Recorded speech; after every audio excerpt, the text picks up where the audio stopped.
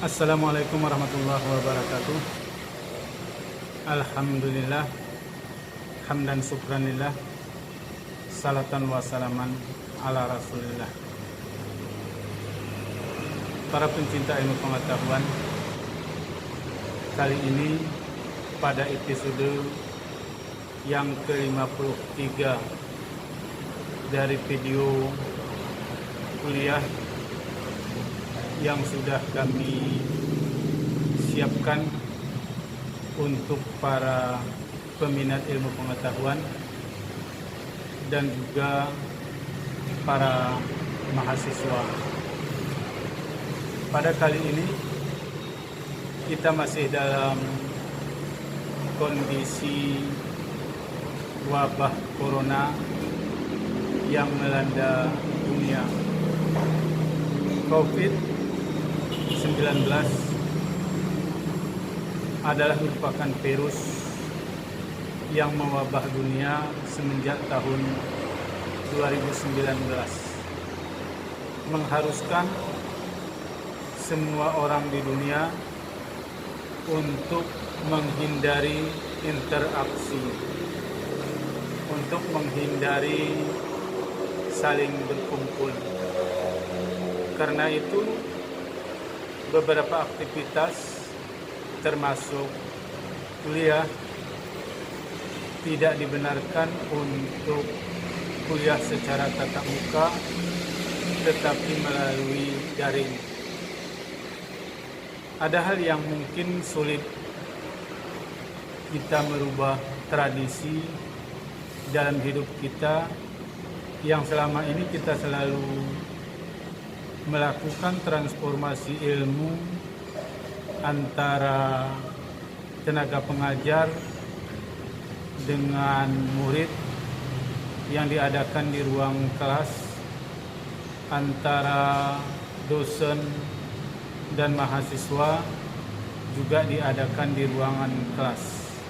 Tetapi pada saat ini mewajibkan kita untuk mampu menggunakan teknologi sebagai sarana transformasi ilmu pengetahuan, apakah itu dari dosen ke mahasiswa, dari mahasiswa ke dosen, atau dari bahan-bahan apapun yang bisa ditemukan di dalam media saat ini.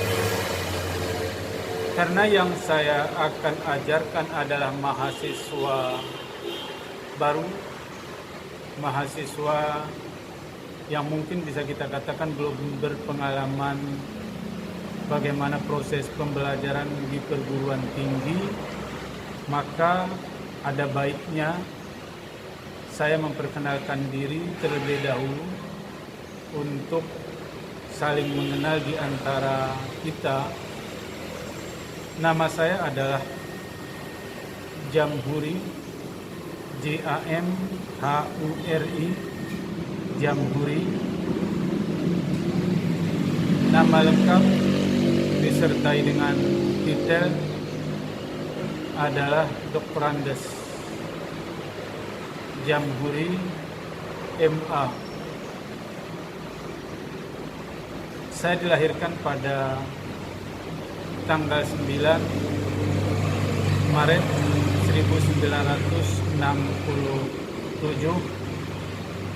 di Desa Belang Ara, Kabupaten Aceh Tengah. Kini sudah menjadi Kabupaten Bener Meriah. Jadi Desa Belang Ara, Kecamatan Bukit, Kabupaten Bener Meriah. Saya mengikuti jenjang pendidikan sekolah Madrasah Ibtidaiyah di dekat kampung saya di Pondok Sayur, masuk tahun 1973, tamat 1980. Kemudian selesai sekolah min, melanjutkan pendidikan ke jenjang Madrasah Sanawiyah Negeri di Kota Takengon. Sekarang menjadi, atau dari dulu juga itu lebih dikenal dengan MSN atau MSN BUM, MTSN BUM atau Madrasah Sanawiyah 1 di Takengon. Itu selesai pada tahun 1983. Kemudian melanjutkan pendidikan ke Madrasah Aliyah Negeri masih di Takengon, selesai pada tahun 1986. Kemudian melanjutkan pendidikan ke IAIN, Institut Agama Islam Negeri Banda Aceh pada tahun 1986, mengambil Fakultas Syariah, jurusan perbandingan madhab dan hukum. Jurusan perbandingan madhab dan hukum. Kemudian mengambil S2 sehingga dapat gelar MA. Pada S1 masih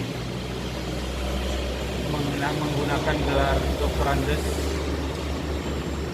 Kemudian pada S2 MA ini dalam proses penyelesaian pada program S3. Insyaallah dalam waktu yang tidak begitu lama bisa diselesaikan. Itu proses pendidikan yang dilalui. Pada tahun 1991 saya selesai kuliah S1. Kemudian dosen pembimbing skripsi saya mengajak saya untuk mengajar di Fakultas Syariah. Saya mengajar mata kuliah usul fikih.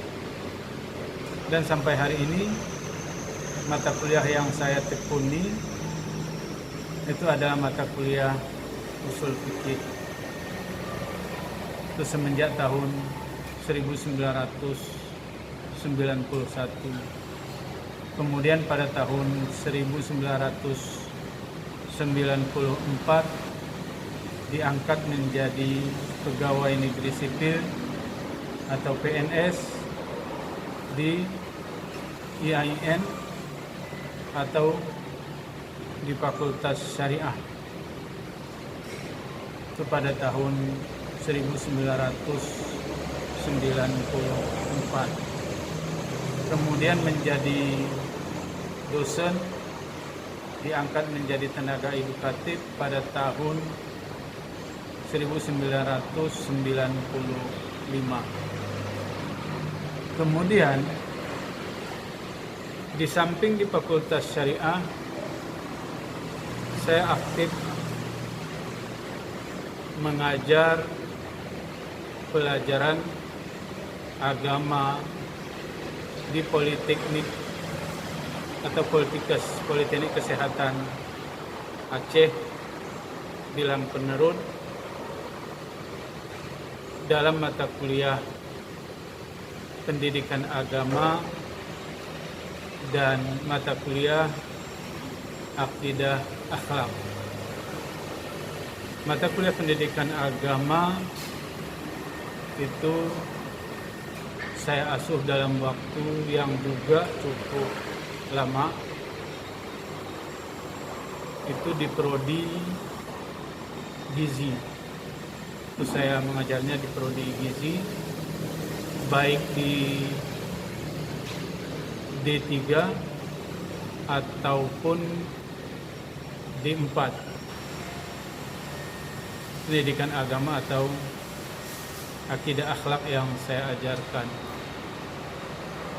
Para mahasiswa yang dirahmati oleh Allah Subhanahu wa taala, pendidikan agama untuk siswa atau untuk mahasiswa itu sangat dibutuhkan. Karena pendidikan agama adalah merupakan pondasi dari kehidupan kita. Agama adalah sesuatu yang harus ada di dalam diri kita. Kita tidak mungkin bisa hidup di dalam dunia ini tanpa adanya agama. Dalam proses kehidupan Nabi, yang pertama sekali diajarkan adalah tentang akidah, tentang keyakinan, tentang ketauhidan, tentang bagaimana mengenal Allah. Kemudian dari ketauhidan atau dari akidah, kemudian selanjutnya kita diajarkan bagaimana beribadah kepada Allah. Allah mengatakan, "Wa ma khalaqtul jinna wal insani illa liya'budun." Allah katakan, saya tidak menciptakan jin dan manusia kecuali untuk menyembah kepadaku. Karena itu, di samping diri kita harus memiliki akidah ketauhidan, maka dilanjutkan sebagai bukti kita beriman adalah kita melaksanakan ibadah. Baik ibadah yang sifatnya mahdah atau yang sesuatu ibadah yang sudah ditentukan oleh Allah Subhanahu wa taala, bagaimana cara, bagaimana membacanya, apa yang harus dibaca dan kapan harus dilakukan.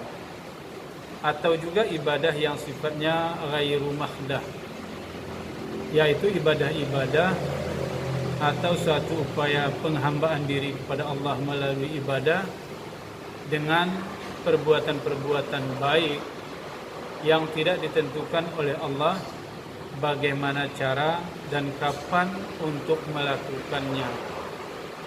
Ini menjadi materi penting dalam pelajaran agama.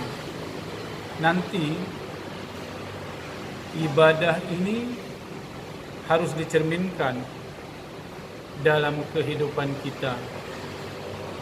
Orang akan mengatakan kita menjadi orang yang ahli beribadah, menjadi orang yang beriman, menjadi muslim, menjadi baik.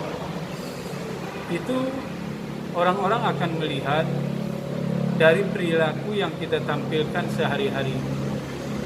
Kalau perilaku yang kita tampilkan dalam keseharian orang mengatakan baik, maka itulah cerminan keberagamaan dalam hidup kita. Kalau perilaku kita sehari-hari tidak mencerminkan sebagai sebuah kebaikan, maka orang mengatakan kita adalah bukan orang yang taat dalam beragama. Ini penting di dalam kehidupan kita. Ini merupakan materi pengenalan terhadap diri saya sebagai tenaga pengajar, kemudian juga memperkenalkan kepada kita semua bahwasanya pengetahuan agama merupakan sesuatu yang harus, merupakan sesuatu yang wajib, tidak boleh ditawar.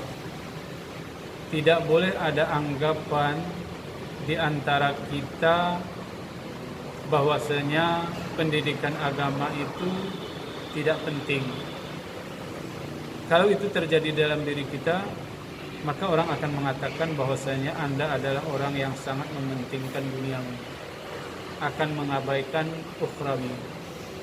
Tapi ketika Anda mengamalkan agama, ketika Anda mengetahui agama, maka dengan sendirinya orang akan mengatakan kepada kita bahwasanya orang yang taat adalah orang yang dalam kehidupan kesehariannya di dunia adalah orang yang patuh. Kemudian dari sisi pelaksanaan aktivitas sehari-harinya selalu berada dalam kebaikan. Kemudian kita optimis bahwasanya kehidupan akhirat akan menjadi lebih baik, akan menjadi tempat yang sempurna bagi kita dalam melaksanakan kehidupan kita sehari-hari. Demikian saja. Mudah-mudahan perkenalan awal ini memberi manfaat kepada kita, memberikan kita ilmu pengetahuan yang luas, baik yang berhubungan dengan dunia maupun dengan akhirat. Kami akhiri, wabillahi taufiq wal hidayah. Assalamualaikum warahmatullahi wabarakatuh.